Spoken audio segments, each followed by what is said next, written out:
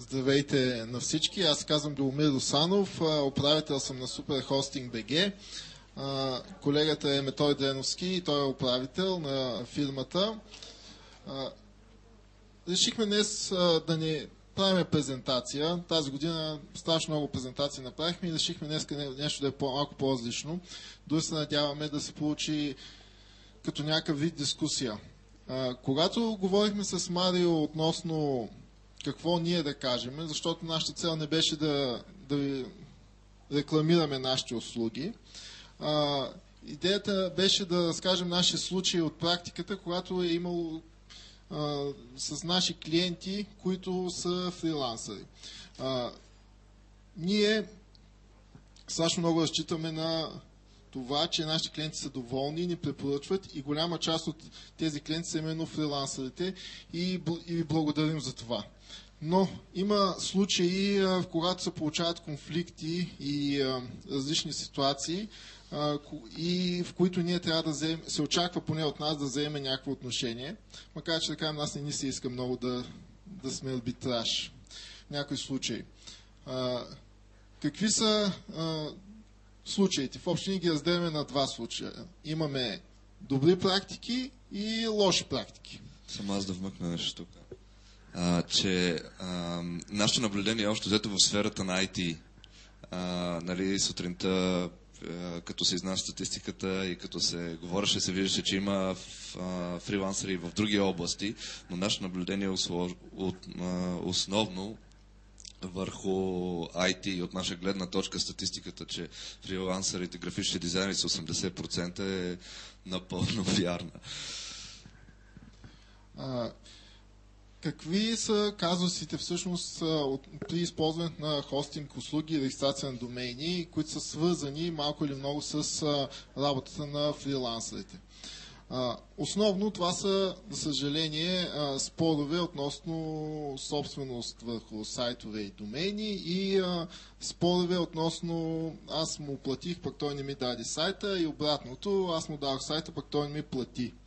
За съжаление, нали, стигат и до нас тези неща, като, както казах, позитивните случаи са следните. Обажда се, и те трябва да се диференцират по начин, по който е направена регистрацията на акаунта при нас.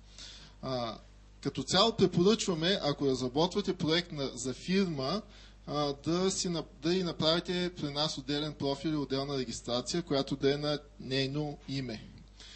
Това от една страна разбирам, че за фрилансъра изглежда като че той не е защитен. Т.е. той може наистина да направи разработката, да качи сайт или проект, за какъвто са се договорили и след това няма никаква защита, ако фирмата просто му откаже да му плати. Нали, за съжаление, нали, има и такива случаи.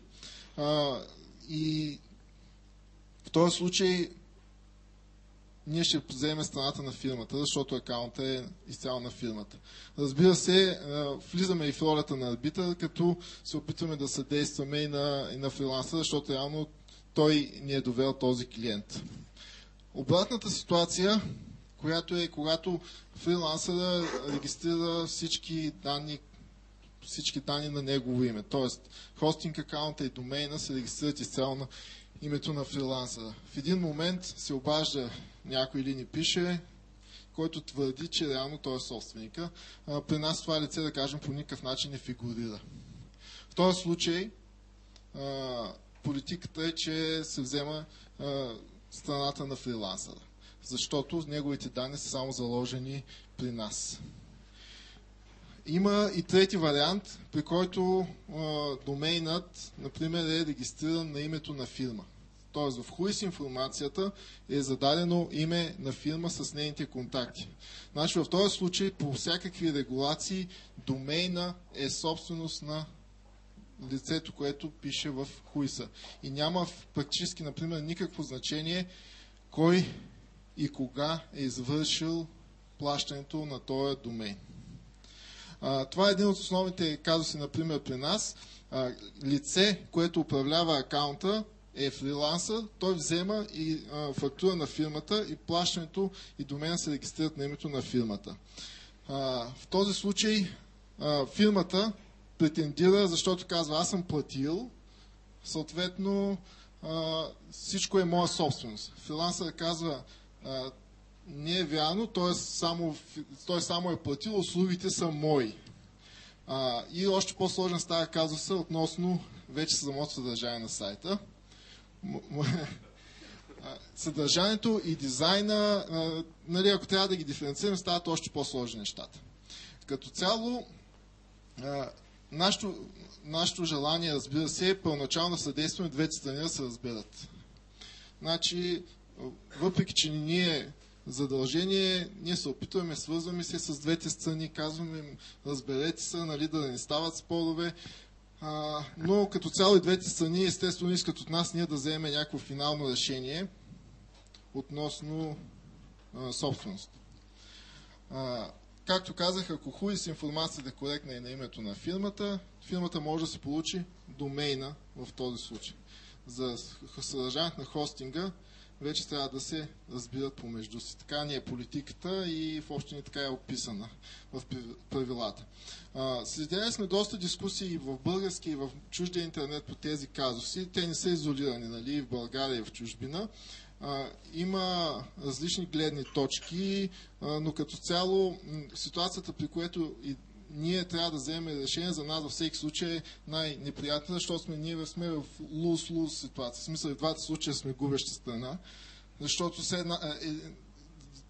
на който и да вземе страната по нашите правила, защото те не се вземат така еднозначно, едната страна е недоволна. Значи, нали, по принцип знаем, че когато и двете са недоволни, тогава е най-добре за всички, но може да има и такива случаи, всъщност.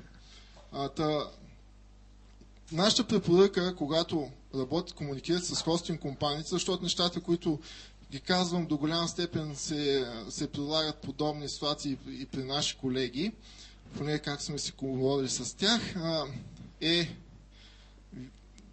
хостинг акаунта и домейна, който ще се ползва от съответна фирма, да се регистрира на нейно име и вие да се защитите вече с договор с съответната фирма относно проекта. Защото да кажем, ние като супер хостинг, ние ще се опитваме да съдействаме, но има компании, може да са в България, може да са в чужбина, които няма да съдействат на никой. Ще ви кажат, разбирайте се помежду си, което като цяло звучи най-логично, нали? Защото се вменява отговорност в хостинг компанията, която не би трябвало да е нейна. Отделно за всички всъщност домейни регистри има предвидени арбитражи от самите регистри. Най-близкият пример, единият е за BG, другия е за два най-близки, други са за .eu. За BG трудно стават спорове, защото там задължително е указан кой е регистранта, т.е. собственика на домейна, чрез подписан договор, било с електронен подпис или на хартия.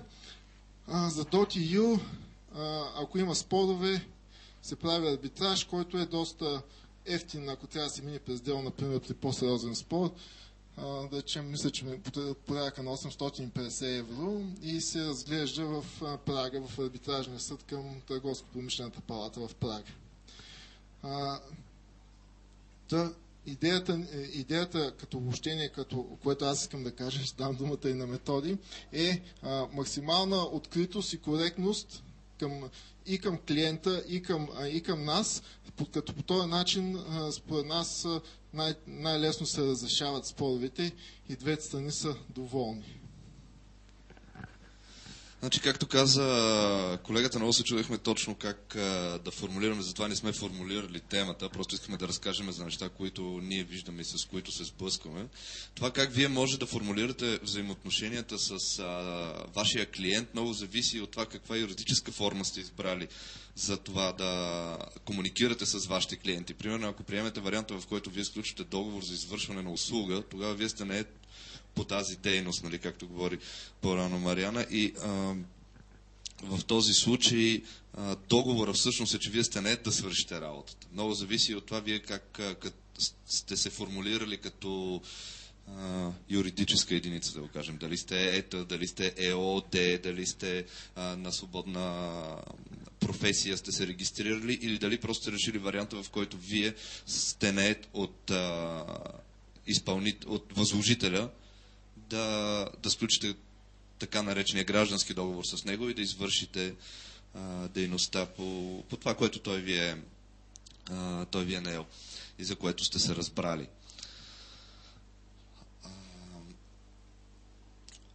Сега това, което ние разказваме, не искам да останете с впечатление, че е някакво ежедневие от друга страна. Това са редки случаи, които се случват, но пък отнемат страшно много време, тъй като ангажимента, който се очаква от наша страна, е такъв, който не е свързан с нашата дейност и не е част от нашата дейност. Но въпреки всичко, както каза колегата, ние се стремим да помогнем, но не и да сме в крайна сметка някакъв арбитър. Има си правни норми и правила, които се следват и следствие на които казваме какво зависи от нас. Всякакви други спорове, има други начини, по които да се уредат, формални, неформални, законови, незаконови, вече всеки сам се преценява. Колегата общо взето разказа повечето неща. Аз няма много какво да допълна, но ще се радвам, ако вие имате въпроси и ги зададете, защото това ни беше основна идея, да получим обратна връзка от вас, вие как ги виждате нещата и вас какво ви интересува, какво е важно за вас. Въобще всичко като обратна връзка.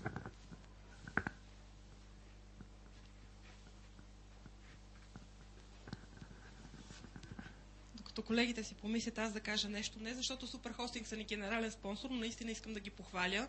Аз съм техен клиент от няколко години, за пръв път се виждаме на живо. Смисъл, нямам никакви лични мотиви да не се познаваме.